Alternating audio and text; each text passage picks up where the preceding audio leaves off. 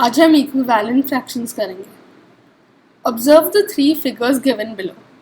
In the first figure, the shaded portion is one part out of three equal parts and the fraction is 1/3. इसका मतलब है first figure में shaded portion one part of the three parts है, मतलब fraction होएगा 1/3. Second figure में दो part shaded है आउट ऑफ 6 पार्ट्स, तो फ्रैक्शन होएगा 2/6. और थर्ड फिगर में दिया है कि 3 शेडेड पार्ट्स है out of 9 parts, 9 total parts, इसलिए फ्रैक्शन है 3/9.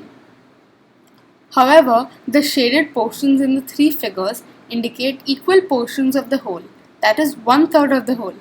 This means fractions 1/3, 2/6 and 3/9 have equal value.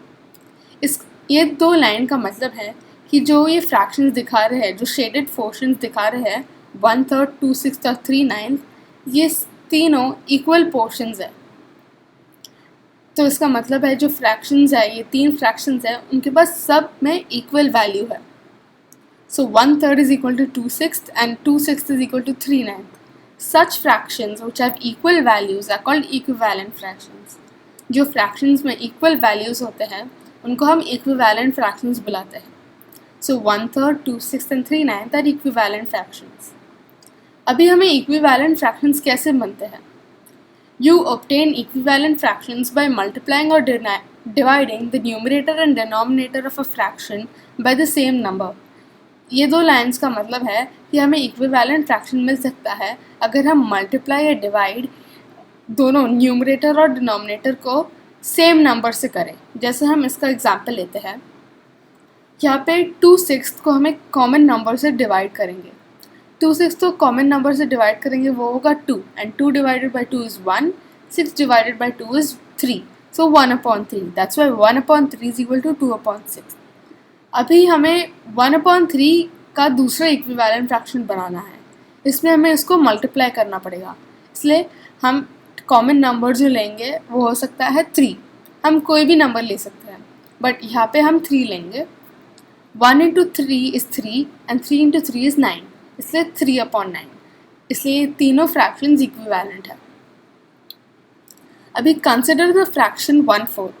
Let us obtain equivalent fractions of fraction 1/4 by multiplying the number and denominator by the same numbers. अभी हमें ये fraction जो है 1/4 के equivalent fractions बनाने हैं, इसलिए हम फर्स्ट 1/4 को एक नंबर से मल्टीप्लाई करेंगे. हम कोई भी नंबर ले सकते हैं, बट हम स्मॉलर नंबर्स लेंगे जो और ईजियर होंगे, इसलिए हम 2 से करेंगे. 1 into 2 is 2 and 4 into 2 is 8. हमें ये याद रखना है कि वो नंबर, सेम नंबर को हमें दोनों न्यूमरेटर और डिनोमिनेटर से मल्टीप्लाई करना है, इसलिए 1 into 2 is 2 and 4 into 2 is 8. 1 into 3 is 3, 4 into 3 is 12. अभी हमने दो इक्विवेलेंट फ्रैक्शंस बना दिया है. 1/4 into 2 is 2/8 and 1/4 into 3 is 3/12. अभी सिमिलरली हम इन दोनों के लिए भी कर सकते हैं. 1 into 4, 4 into 4 which is equal to 4/16 and अभी इंटू 5 से करेंगे तो होगा 5/20. इसलिए हमने 4 फ्रैक्शंस इक्विवेलेंट फ्रैक्शंस बनाए हैं. 2/8, 3/12, 4/16 and 5/20. So the equivalent fractions of 1/4 are 2/8, 3/12, 4/16 and 5/20.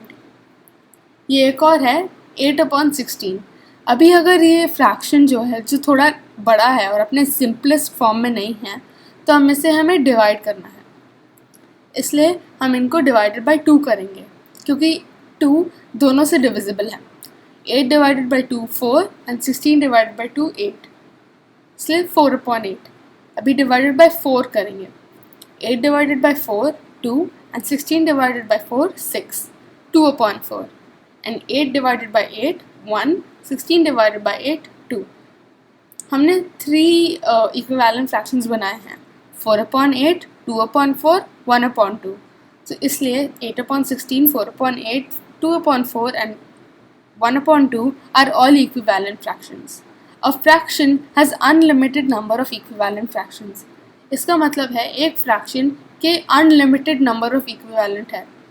Equivalent fractions है, मतलब इनका कोई लिमिट नहीं है, बहुत सारे इक्विवेलेंट फ्रैक्शंस है।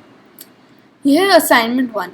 यहाँ पे we have to write 3 equivalent fractions of the following fractions. अभी हम सेकंड एग्जाम्पल करेंगे। सेकंड एग्जाम्पल में है 20/30। 20/30 अपने सिंपलेस्ट फॉर्म में नहीं है, इसलिए हमें उसको डिवाइड करना पड़ेगा।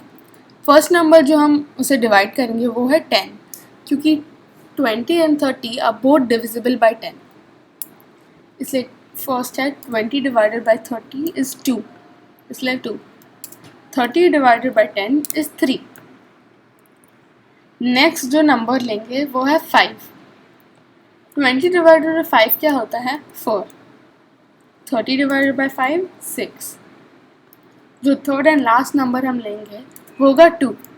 20 divide by 2 is 10 and 30 divide by 2 is 15। Third example में है 2/3। 2/3 अपने सिंपलेस्ट फॉर्म में है, इसलिए हम उसे डिवाइड नहीं कर सकते, हम उसे मल्टीप्लाई करेंगे। मल्टीप्लाई करने के लिए हम कोई भी नंबर ले सकते हैं, बट ईजियर नंबर लेने से और हमें आसानी होगी, इसलिए हम लेंगे 2। सो 2 into 2 is 4 and 3 into 2 is 6। अभी नेक्स्ट है हम लेंगे 3। 2 3s are 6 and 3 3s are 9। Last number 4। 2 4s are 8 and 4 3s are 12। तो इनके इक्विवेलेंट फ्रैक्शंस है 4/6, 6/9 एंड 8/12। अभी नेक्स्ट है 40/80। 40/80 अब एक बहुत बड़ा नंबर है जिससे हमें सिंप्लीफाई करना है। सिंप्लीफाई करने के लिए हम डिवाइड करेंगे, इसलिए फर्स्ट नंबर हम डिवाइड करेंगे वो होगा 2। 40 divided by 2 is 20। 80 divided by 2 is 40। Next 4, क्योंकि 4 is divisible by both. 40 divided by 4 is 10 and 80 divided by 4 is 20। अभी नेक्स्ट एंड लास्ट नंबर हम लेंगे 10। 40 divided by 10 4, क्योंकि हमें जब भी हम एक नंबर को 10 से डिवाइड करते हैं हमें इनके ज़ीरोज़ को कैंसिल करना है, इसलिए 40 divided by 10 zeros cancel 4। 80 divided by 10 8, इसलिए 4/8, 10/20 and 20/40 are all equivalent fractions of 40/80। अभी एक और एग्जाम्पल है, consider the pair of fractions 2/3 and 12/18। Are they equivalent fractions, मतलब हमें ढूंढना है कि ये जो दो फ्रैक्शंस है क्या वो इक्विवेलेंट है कि नहीं। In order to know whether these two fractions are equivalent, find the cross products. अभी इक्विवेलेंट फ्रैक्शंस फाइंड करना है तो हमें क्रॉस प्रोडक्ट्स करना है। क्रॉस प्रोडक्ट मतलब हमें एक एरो यहाँ से इधर ड्रॉ करना है और 3 से 12 तक, इसलिए हम करेंगे 18 into 2, क्योंकि हमें जो राइट साइड का फ्रैक्शन है उसके डिनोमिनेटर को लेफ़्ट साइड के न्यूमरेटर से मल्टीप्लाई करना है। सो 18 into 2 एंड जो राइट साइड का डिनोमिनेटर है वो लेफ़्ट साइड के न्यूमरेटर से 3 into 12। So 18 into 2 is 36 and 12 into 3 is 36। अगर दोनों इक्वल है तो क्रॉस प्रोडक्ट्स आर इक्वल, इसलिए हम बोल सकते हैं कि 2/3 and 12/18 are equivalent fractions. Let us verify the above result. अभी हम इसको जो हमने फाइंड किया है हम इसको वेरीफाई करेंगे। 2 into 6 is equal to 12 and 3 into 6 is equal to 18। तो दैट्स वाई हम बोल सकते हैं कि 2/3 and 12/18 आर इक्विवेलेंट फ्रैक्शंस। ये वेरिफिकेशन स्टेप जो होता है वो एक इम्पॉर्टेंट स्टेप है, ताकि हमें पता चल सकता है कि हमारा क्रॉस प्रोडक्शन जो हमने किया है वो करेक्ट है कि नहीं। अभी एक और एग्जांपल 4/7 and 5/8। अभी 4/7 and 5/8 के क्रॉस प्रोडक्ट्स क्या हो गए? 8 into 4 and 7 into 5। 8 into 4 is 32 and 7 into 5 is 35। अभी ये दोनों डिफरेंट नंबर्स हैं, that's why the cross products are not equal, and that's why we can say that 4/7 and 5/8 are not equivalent fractions। अगर दो fractions equivalent है तो उनके cross products equal होते हैं। अभी हमें इन फ्रैक्शंस के क्रॉस प्रोडक्ट्स फाइंड करके इसमें टिक डालना है, इसलिए हम ट्राई करते हैं। 2/3 एंड 3/5। अभी हम इनके क्रॉस प्रोडक्ट्स करेंगे। क्रॉस प्रोडक्ट्स के लिए हमें इनको इससे एरो करना है और 3 × 3 करना है। सो 2 × 5 and 3 × 3. 2 × 5, which is equal to 10, comma 3 × 3. 3 × 3, which is equal to 9. तो अभी हमें डिफरेंट नंबर्स मिल रहे हैं। 2/5 2 × 5 के लिए 10 और 3 × 3 के लिए 9। क्योंकि ये डिफरेंट है इसलिए हम बोल सकते हैं कि ये इक्विवेलेंट नहीं है, इसलिए हम इधर क्रॉस डाल देंगे, क्रॉस। अभी हम 5th वाला एग्जाम्पल करेंगे। अभी हमें फाइंड करना है कि ये दोनों इक्विवेलेंट है कि नहीं, इसलिए हम क्रॉस प्रोडक्शन करेंगे। And 100 × 1 and 10 × 10। अभी हम इन दोनों को मल्टीप्लाई करते हैं। 100 × 1 is equal to 100, क्योंकि any number into 1 is equal to itself, and 10 × 10 is equal to 100। अभी हमें दिख रहा है कि ये जो दोनों नंबर्स है वो दोनों इक्वल है, 100 and 100, इसलिए हम बोल सकते हैं कि ये दोनों नंबर्स जो है वो इक्विवेलेंट है, इसलिए हम यहाँ टिक डालेंगे। अभी स्क्रॉल डाउन करते हैं। हम ईच कॉलम से एक एग्जाम्पल करेंगे। हम 7th वाला करते हैं। 1/5 and 3/12। 1/5 and 3/12 के लिए हम क्रॉस प्रोडक्शन करते हैं पहले।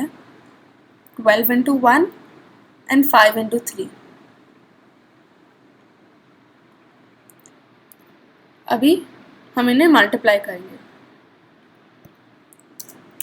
12 × 1 is equal to 12 and 5 × 3 is equal to 15।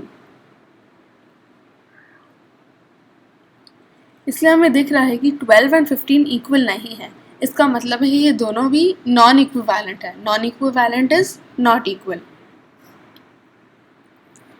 अभी हम 9/10 and 6/7 करेंगे। इन दोनों को क्रॉस मल्टीप्लाई करते हैं। 9 × 7 and 10 × 6। 9 × 7 and 10/6 को हम मल्टीप्लाई करते हैं। 9 × 7, which is equal to 63, and 10 × 6, which is equal to 60।